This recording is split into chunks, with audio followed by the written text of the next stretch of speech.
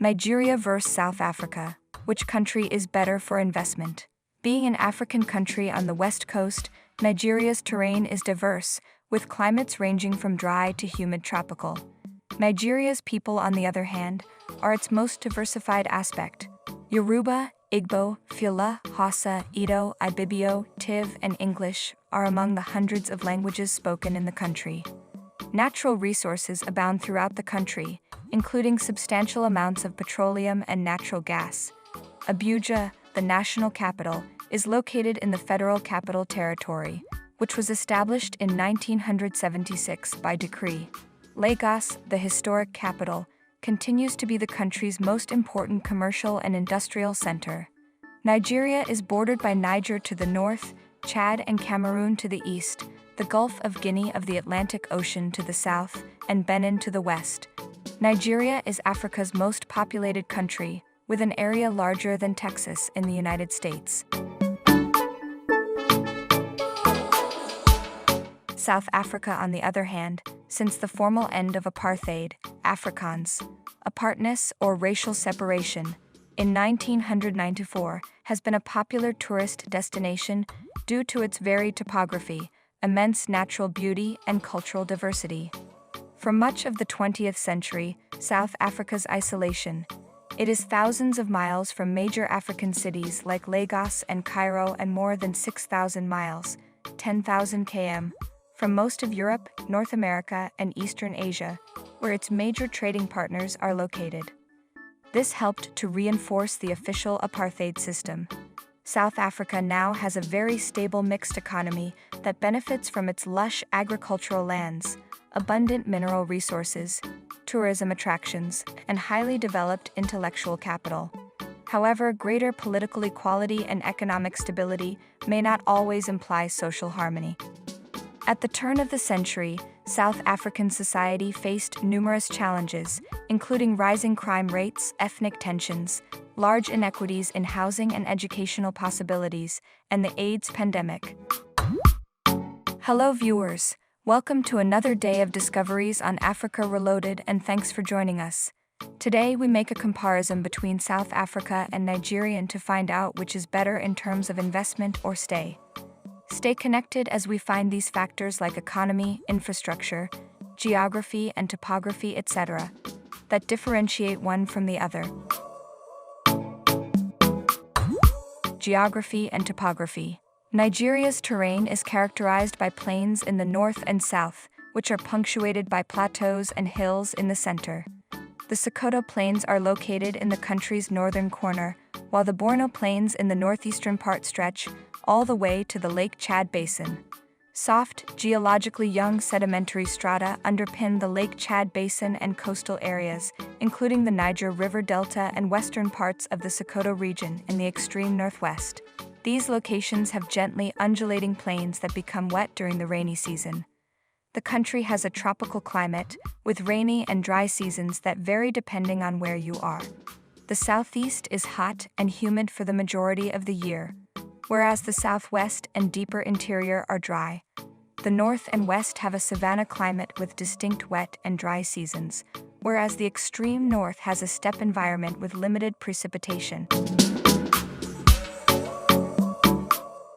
South Africa, on its part, is bordered on the northwest by Namibia, on the north by Botswana and Zimbabwe, and on the northeast and east by Mozambique and Swaziland. Lesotho is an independent country located in the republic's eastern region, completely surrounded by South African territory. South Africa's coastlines are bordered to the southeast by the Indian Ocean and to the southwest by the Atlantic Ocean. Prince Edward and Marion, two small subantarctic islands in the Indian Ocean about 1,200 miles, 1,900 km, southeast of Cape Town, are owned by the government. The Great Escarpment separates the plateau from neighboring areas of relatively lower elevation, which encompasses the majority of the country and dominates the landscape. The plateau is almost entirely made up of very old Karoo system rock that dates from the late Carboniferous to the late Triassic epoch, approximately 320 to 300 million years ago. The plateau decreases from elevations of more than 8,000 feet, 2,400 meters, in the basaltic Lesotho region to roughly 2,000 feet, 600 meters, in the sandy Kalahari region in the west.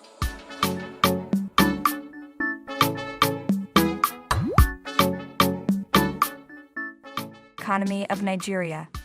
Nigeria has one of Africa's greatest economies. It has been predominantly based on the petroleum industry since the late 1960s. Since 1973, a succession of increases in global oil prices has resulted in strong economic expansion in transportation, building, industry, and government services. As a result of the enormous inflow of rural people into the larger cities, agricultural production stagnated to the point where cash crops like palm oil, peanuts, and cotton were no longer important export commodities. Furthermore, starting around 1975, Nigeria was compelled to import basic foods like rice and cassava for domestic consumption. This system worked well as long as petroleum earnings remained stable, but due to fluctuating world oil prices and the country's rapid population expansion, the agriculture sector has been in continuous difficulty since the late 1970s. Despite the fact that many people continued to farm, there was insufficient food production, necessitating increasingly expensive imports. Various governments, mostly military-run, have addressed this issue by prohibiting agricultural imports and focusing, if momentarily, on various agriculture and indigenization initiatives. Economy of South Africa. South Africa's economy is Africa's third largest, as well as the continent's most industrialized, technologically advanced, and diverse economy. South Africa is one of just 8 countries in Africa with an upper-middle income economy. Following the lifting of international sanctions in 1996, South Africa's gross domestic product, nominal, then tripled, reaching a high of $416 billion in 2011.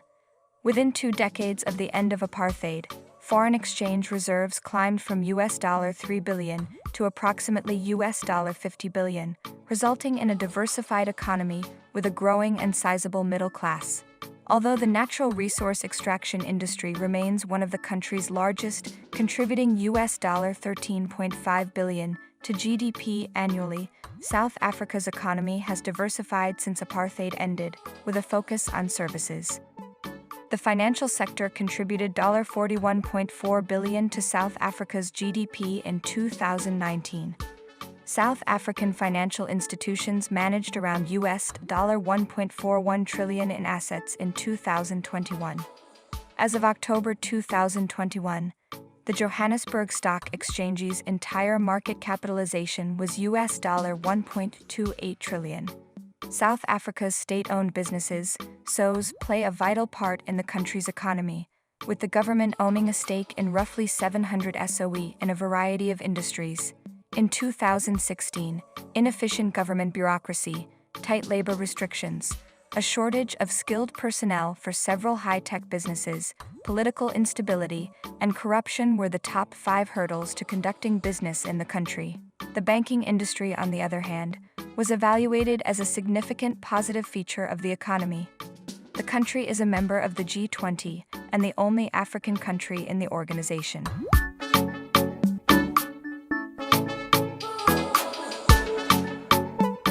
Infrastructure of Nigeria.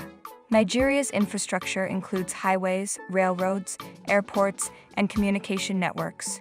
The road system is by far the most important component of the country's transportation network, transporting around 95% of all commodities and passengers. Because of poor upkeep and years of excessive traffic, many of the roads are currently in disrepair. Infrastructure in South Africa. Infrastructure development is critical to achieving rapid economic growth and poverty reduction in South Africa. South Africa has a well-developed core infrastructure network that includes transportation, power, communications, sewage, and water. However, due to substantial socioeconomic inequality, historically underprivileged neighborhoods and rural areas do not have the same acceptable infrastructure as developed towns. The fundamental difference between these communities has an impact not just on the people who live there, but also on South Africa's economic progress. Tourism is a substantial contributor to Nigeria's economy, which has been gradually growing in recent years. In 2017, tourism figures increased by 140.2% compared to 2016. Between 2015 and 2016, there was a 130.3% increase. 2 years ago, the statistics had deteriorated. However, more tourists are visiting the country for business and enjoyment, and investors are seeing the region's greater potential. According to the National Bureau of Statistics, NBS, the tourism sector contributed 34% of Nigeria's GDP and 20% of the country's job creation in 2017. For African tourism companies, it is a good time to invest in Africa.